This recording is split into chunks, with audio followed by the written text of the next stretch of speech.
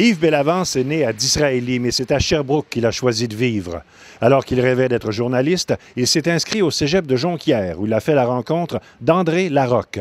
Je lui ai demandé de nous faire un petit portrait de Yves Bellavance. J'ai connu Yves Bellavance au siècle passé. C'était en 1972, alors que tous deux, on était inscrits en arts et technologies des médias à Jonquière. Et j'ai eu le privilège de rencontrer Yves au jour 1 de mon arrivée à Jonquière.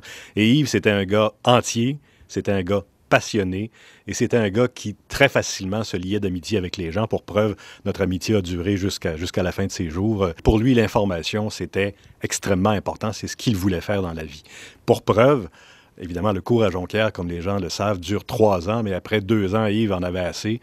C'était trop long. Il voulait vraiment sauter dans la mêlée, aller travailler sur le terrain, faire de la radio, faire de l'information. Et c'est ce qu'il a fait avec la carrière brillante qu'on a connue. On peut-tu aller direct au but? Alors, c'est quelqu'un, une grande rigueur journalistique, assurément, toujours au fait et toujours dans des délais rapides.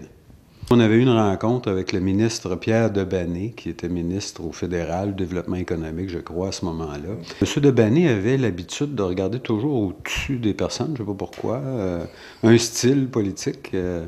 Et après quelques questions de Yves, les yeux lui ont baissé rapidement et il s'est mis à regarder plus la jante journalistique devant lui, comprenant assez bien qu'il devait répondre aux questions.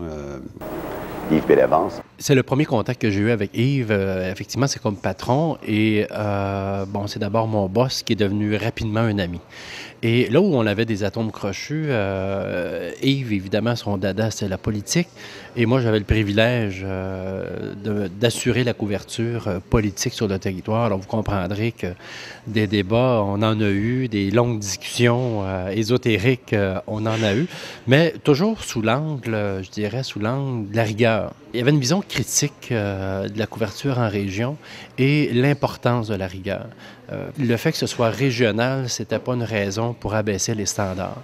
Et je pense que les années que Yves a été directeur d'information, à tout le moins à Télé 7, les gens, les auditeurs, les téléspectateurs ont bien compris que le standard était équivalent au standard national parce qu'on avait quelqu'un qui avait goûté et qui s'était amené à Sherbrooke avec ce standard-là. Généralement, les relations publiques et le journalisme, c'est un peu chien et chat. Pas nécessairement parce que dans son parcours professionnel, dans son évolution, la communication en général était pour lui à la base de tout. D'abord au niveau de l'information, mais par la suite, pour différentes raisons, il a choisi de bifurquer vers les relations publiques.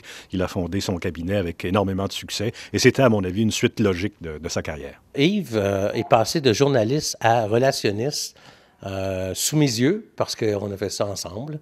Et il y avait deux gros problèmes pour lui. Le premier, c'était de traverser l'autre côté du miroir. Parce que je ne sais pas trop pourquoi, mais il semble que du point de vue des journalistes, être l'autre côté du miroir, c'est d'être un paria de la profession journalistique.